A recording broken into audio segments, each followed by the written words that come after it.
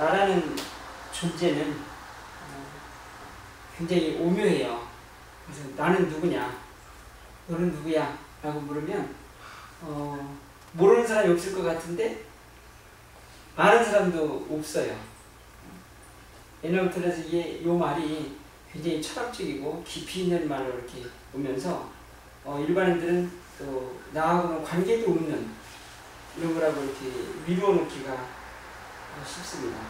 나라는 존재는 한마디로 말할 수 없기 때문이에요. 나라는 존재는 어디서부터 왔는지 몰라요. 근데 분명한 거는 내 몸이 있어요. 근데 내 몸이 나이지만 내 몸이 내 전부냐 라고 말한다면 전부는 아니라는 거죠. 누구도 다 알아요.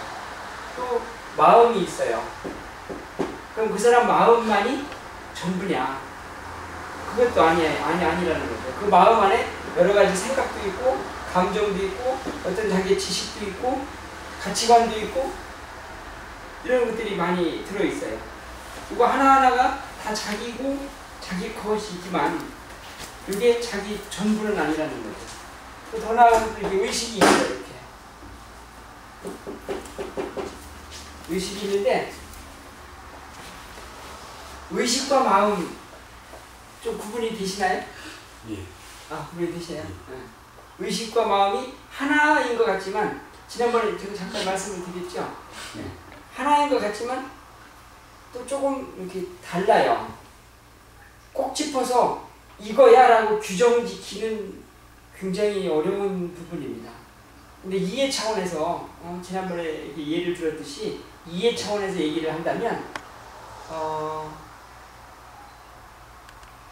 우리가 갑자기 큰 충격을 받아갖고 쇼크를 받으면 의식을 잃는 경우가 있어요. 의식을 잃으면 아무것도 몰라요. 심장만 뛰지 아무것도 몰라요. 그런데 조금 시간이 지나면 이렇게 의식이 들어와요. 그 사람한테. 건드리면 반응을 주고 뭔가를 이렇게 알아차리고 눈을 껌뻑거리고 이렇게 하면서 의식을 알아요. 이렇게. 그런데 그 의식이 이렇게 너무 크게 이렇게 퍼져 있고 안에 이렇게 집약되지 집중되지 않았기 때문에 이 사람의 마음은 아직 마음 자리는 형성되지 않아요. 그래서 이 사람의 어떤 개인의 그 뜻을 이렇게 전달받고 전달하기에는 어렵다는 거예요. 소통이 불가능해요. 그런데 그 사람은 의식은 돌아왔다고 하죠. 그리고 그 상태 보고. 그런데 조금 더 이렇게 안정을 취해주면 그 사람이 이제 의식이 이렇게 집약돼서 마음이 형성이 돼요. 그래서 지금 현재 네 마음이 어떠냐, 누구를 보고 싶으냐, 왜 그렇게 했냐 등등 그 사람하고의 개인의 소통이 가능해집니다. 그렇듯이 이 의식과 마음은 다른 것 같지만 또 하나고 하나인 것 같지만 또 다르고 그러면 이 의식이 전부냐? 그러기도 조금 애매해요. 이렇듯이 나라는 존재는 여러 가지 차원으로 존재할 수가 있다는 거예요.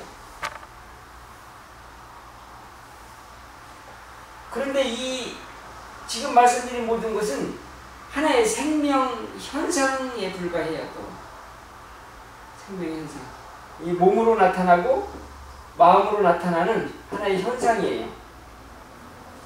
이 의식은 이 의식 너머로 무한히 확장을 해나가면 아주 순수한 상태가 있어요.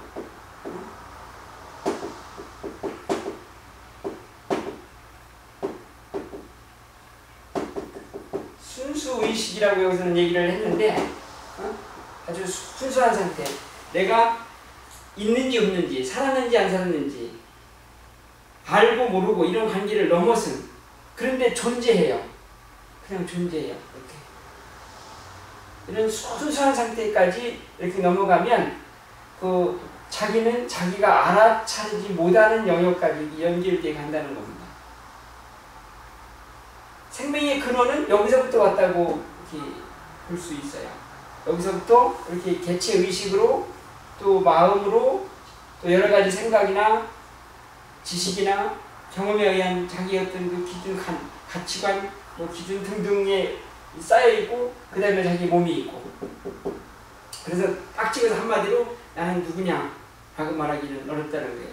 그런데 중요한 것은 뭐냐면 의식과 마음이 삶을 살면서 여기에 자기가 만들어 놓은 생각들, 자기가 만들어 놓은 기준들, 그거와 자기 몸에 이렇게 집착되어 있다는 거예요. 집착되어 있으면 이건 눈에 보여요. 그리고 이것도 아주 확실하게 느껴져요. 너무 강렬하게 느껴져요. 그런 감정, 그런 기준. 응? 그런 것들이 너무 강렬하게 느껴지기 때문에 눈에 보이지 않지만 거의 물질에 가까운 아주 진한 에너지체라고 우리가 이해를 해주시면 돼요. 여기는 너무 엷어요. 너무 옅어요. 그래서 이쪽에 강하게 꽉 잡히면 이거밖에 못 느끼는 거예요. 이거밖에. 이쪽 이런 존재는 나한테 있는지조차 알아차리기가 어렵다는 거죠. 거의 불가능할지도 몰라. 여기에 강하게 잡혀 있으면. 그래서 옛날부터 선사들은 놔라, 생각을 놔라, 집착을 놔라, 욕망을 놔라. 그러면 너는 더 큰 걸 갖고 네 안에 무한한 존재가 있음을 알고 그 존재가 너한테서부터 깨어날 것이다 라고 얘기를 했는데, 여기 정작 잡혀있는 본인은 놓을 수가 없어요. 그걸 놓으면 내가 죽을 것 같고, 내가 없어질 것 같고, 세상을 못 살릴 것 같고, 삶의 의미를 못 찾을 것 같고, 그렇기 때문에 못 놓는 거예요. 그런데 깨어난 선지자들은 하나같이 놔라, 놓으면 더 큰 거를 얻을 수 있다라고 이렇게 이야기를 해왔습니다. 그리고 너의 존재를 확실하게 알 수 있을 것이다. 그런 말이 막연하게 들리고, 또 그런 말은 특별한 사람한테만 이렇게 소용이 될 것 같고, 나는 세상에서 복잡한 이런 삶을 살아가는 나는 정말 안 될 것 같은 느낌도 이렇게 갖는다는 거예요. 일반인들이 갖고 있는 생각들이에요. 그러면서도 누구나 또 지향을 해요. 누구나 은근히 이렇게 막연하나마 이렇게 지향을 합니다. 그래서 여기 또 이렇게 여기 명상을 이렇게 또 명상에 관심을 갖고 여기 찾아오고 여기 하려고 하시는 분들은 굉장히 그 의지가 보통 사람보다 크신 분들이에요. 그런데 알려고 하는 의지를 가지고 올바른 방법을 가지고 간다면 특별한 사람만이 그렇게 되는 것이 아니고 모든 사람이 될 수밖에 없어요. 그래야지 또 그게 옳은 길이에요. 그게 진리입니다. 그 명상은 여기에서 내가 강하게 잡고 있는 몸과 강하게 잡고 있는 내 생각, 내 감정을 그냥 놓고 그리고 고요히 내면의 존재로 이렇게 들어가서 요 편안한 의식으로 또 의식으로 해서 자기 안에 편한 그 잠자고 있던 이런 잠재 의식 속으로 해서 이 순수의식의 존재로 이렇게 넓혀가고 열어가고, 그래서 내 안에 있는 무한한 이러한 능력을 이렇게 깨워내는 일이 바로 명상이에요. 그래서 물질에 왜곡된 그 몸과 마음을 정화시켜서 살려내는 그것이 바로 명상이 아니냐라고 말씀을 드렸던 겁니다. 이해가 되시나요? 네. 본래 여기는 이 순수의식 할 때는 무게도 형체도 냄새도 안과 밖도 없고 한계도 없어요. 이름조차 없어요. 그랬던 것이 이렇게 이름을 짓기 시작했습니다. 제일 먼저 내 몸이 태어나면서 무슨 이름을 줬어요? 제일 먼저 구정은이라는 이름표를 붙였어요. 내 존재하고는 처음에는 아무 관계도 없는 이름이에요. 근데 붙여놓고 누군가가 이렇게 부르기 시작했어요. 엄마, 아버지가 계속 정은아 부르다 보니까 지금은 정은아 그러면 바로 잠을 자다가도 번쩍 이렇게 떠요. 나는 그냥 이렇게 정은이가 된 거예요. 그냥. 근데 정원이는 내가 아니고 내 이름이에요. 조금 더 나아가서 나는 여자야. 나는 구씨 집안의 몇째 딸이야. 나는 대한민국 사람이야. 처음에 내 존재하고는 관계도 없어요. 필요에 의해서, 조건에 의해서 붙여놓은 규정들이에요. 규정들이에요. 그냥. 그것도 또한 다 이름표라고 볼 수가 있어요. 나는 남자야. 남자는 이렇게 살아야 돼. 세상은 이렇게 사는 거야. 이게 올바른 사람이야. 이게 나쁜 사람이야. 다 이름표를 붙였어요. 그리고 내가 이렇게 그걸 다 이렇게 가지고 있어요. 이렇게. 그리고 나는 성질이 급한 사람이야. 나는 자상한 사람이야. 나는 이기주의야. 나는 베푸는 걸 좋아해. 뭐 등등 자기의 또 생각도 이렇게 규정을 쳐요. 이렇게. 그 다음에 나는 어렸을 때는 이런 아이였어. 또 조금 성장하면서는 내 마음은 이렇게 변해서 이런 아이였어. 이런 꿈을 가지고 있었어. 그런 것들이 그 삶 속에서 자기가 자기한테 붙여놓은 그 이름표들이에요. 이렇게. 그 이름표는 환경이 바뀌고 어떤 경험하는 게 달라졌으면 전혀 다른 이름표가 붙었을 수도 있어요. 본래 여기서는 아무것도 없었기 때문에 전혀 다른 게 있었어요. 그런데 그 붙여놓은 이름표가 자기를 구속하고 있는 거예요. 내 성질은 원래 급한 사람이야. 원래 급한 사람이라고 내가 알고 있어요.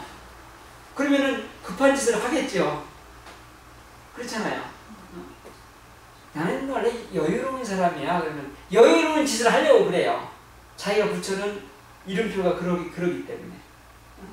나는 불의를 보면 못 참아. 그런 불의를 보면 못 참는 그런 행동을, 그런 생각을, 그런 삶을 자기는 창조를 해가요. 무섭지 않나요? 그 이름표가 다행히 세상을 살아가는데 그 긍정적인 쪽으로 많이 이렇게 치우쳐져 있으면 그래도 삶은 그래도 평균치보다 이렇게 나은 쪽의 삶을 이렇게 만들어갈지도 몰라요. 근데 어떤 사람들은 또 그 이름표를 부정적인 측면으로 많이 달고 있는 사람이 있을 수도 있어요. 그러면 평균치보다 낮은 삶을 창조해 갈 수 있다는 거예요. 이렇게 창조해 가면 스스로가 이걸 운명이라고 생각을 하거나 또는 나보다 힘이 센 어떠한 존재가 나보다 힘이 센 어떠한 존재가 내 삶을 이렇게 뒤에서 조정을 하고 나를 시험을 하고 이렇게 하고 있다고 생각할지도 몰라요.